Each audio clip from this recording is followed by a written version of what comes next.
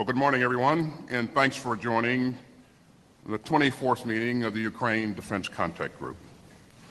It's great to be back at Ramstein, and it's great to see all of you again. Let me thank Minister Pistorius for welcoming us again in Germany. I'd like to also welcome Lieutenant General Curtis Buzzard. He's just taken over as the commander of the Security Assistance Group Ukraine. And Curtis, we know that you'll do an outstanding job.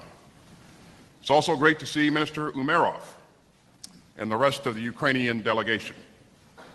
As many of you know, we have a special guest here with us today, President Zelensky.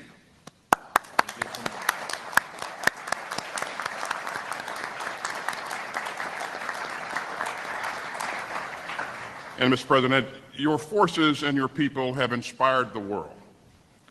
And you have seen firsthand how this contact group has moved heaven and earth to get Ukraine what it needs. We are absolutely honored to have you here in person at Ramstein for the first time. And Mr. President, the floor is yours. Thank you very much, Secretary Weston. Thank you for invitation, and thank you very much for your leadership in this Ramstein format, and for working with all of our partners. And thank you, dear partners, for your strong support. Minister Pistorius, thank you so much for your support and highly practical and effective approach to cooperation, and for welcoming us today. Dear ministers, dear generals, General Cavoli, General Brown, all our partners. I'm glad to see all of you, and very much appreciate for continuously being with us since the start of this war and until now, when our brigades hold a line on the battlefield, thanks to the bravery of our Ukrainian people and your ironclad support. Now in Pokrovsk and in Toretsk, in the Donetsk region of Ukraine, is especially overriding to feel the power of our agreements. Dear friends, today marks 1 month since our army's operation began in the Kursk region of Russia.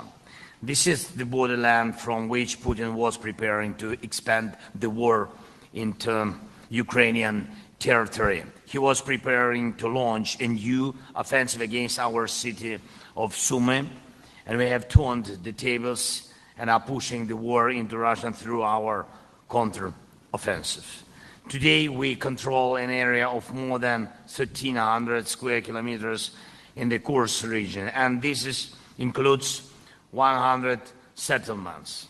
A significant part of this territory was abandoned by Russian troops. They simply fled when they saw our forces approaching. Of course, a significant part of the territory was taken under control by our forces in the battles. So far, during the first month of our operation in the Kursk region, the Russian forces have lost about 6,000 soldiers killed and wounded in Kursk only, and other tens of thousands of Russian troops in other war zones. Thanks to our actions, there is currently no threat that Russia will launch a new offensive operation on our territory against the city of Sumy, as was the case in May this year when Putin launched assault against our city of Kharkiv. We also see changes in the overall war situation. First of all, as a result of our actions, Putin has shown his real interest. And this should be obvious even to those who could still believe that Putin is at war to protect some of his people or some of his security interests.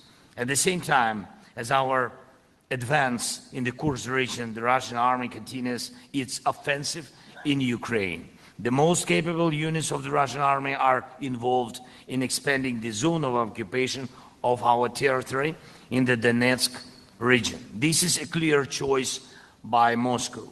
Putin wants more Ukraine to occupy than he wants security for Russia.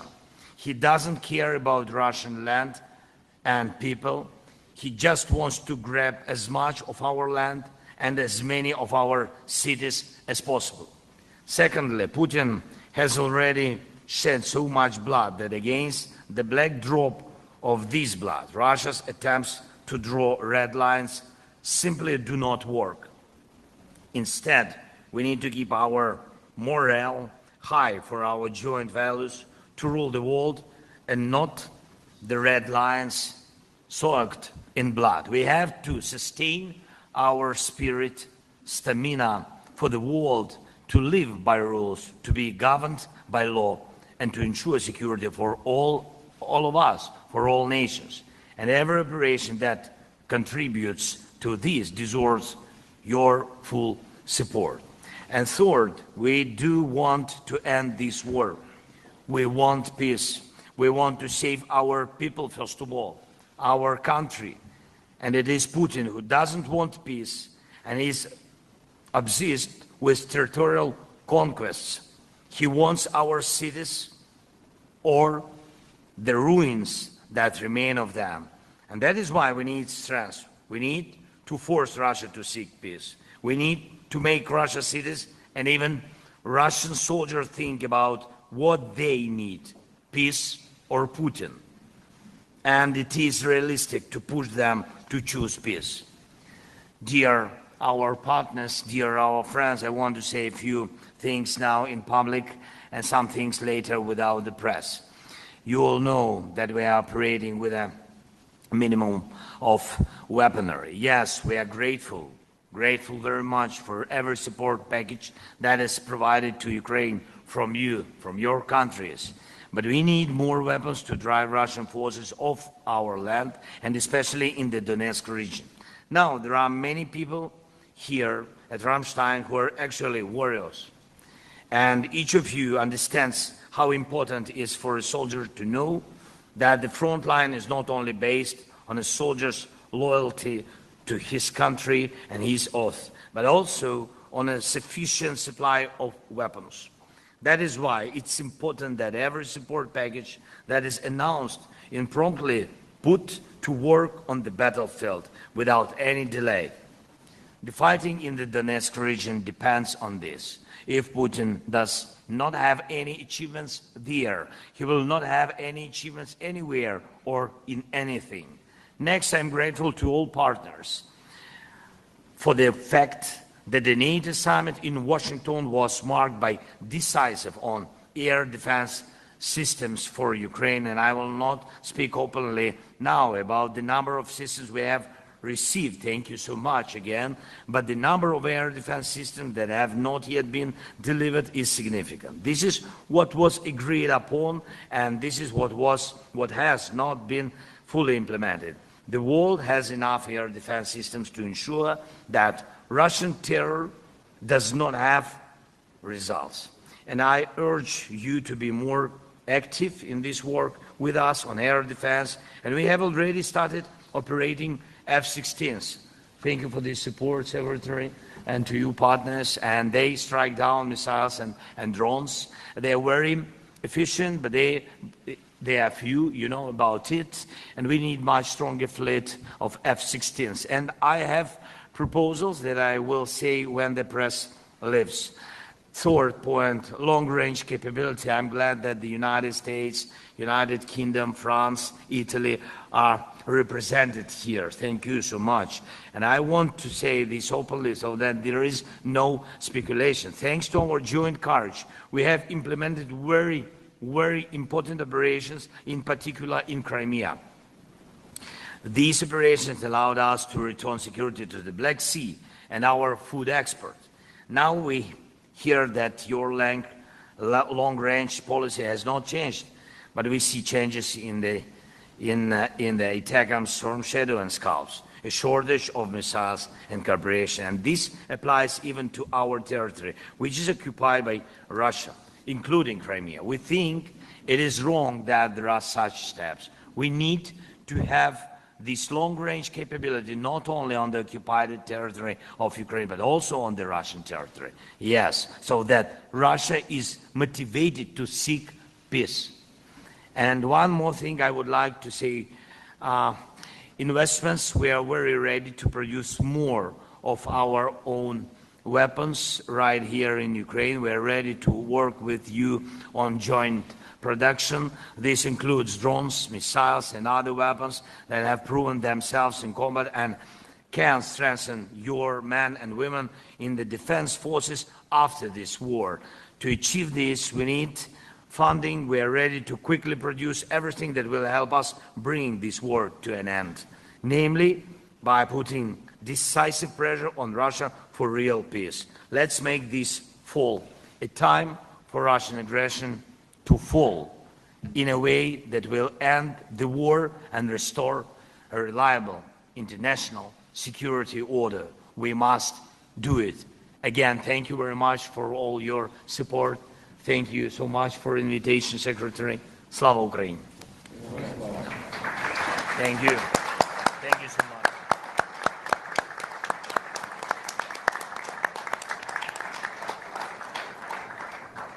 Well, thank you, Mr. President. On behalf of everyone here, we hear your urgency and we share it. Mr. President, this coalition of some 50 nations of goodwill stands united and firm, and today we'll push even harder to step up our support for Ukraine. We're meeting at a dynamic moment. Ukraine continues to seize the initiative on the battlefield. And Ukraine's troops are now conducting an operation in Russia's Kursk region. The Kremlin's army of aggression is now on the defensive on its own turf. But we know that Putin's malice runs deep. Moscow continues its offensive in the east of Ukraine, especially around Pokrovsk, and Putin is repositioning his troops in Kursk. And the Kremlin continues to bombard Ukraine's cities and to target Ukraine's civilians. That is an outrage. But Ukraine refuses to bend. And Russia has paid a massive cost for Putin's imperial fantasies. More than 350,000 Russian troops have been killed or wounded since Putin launched his all-out invasion.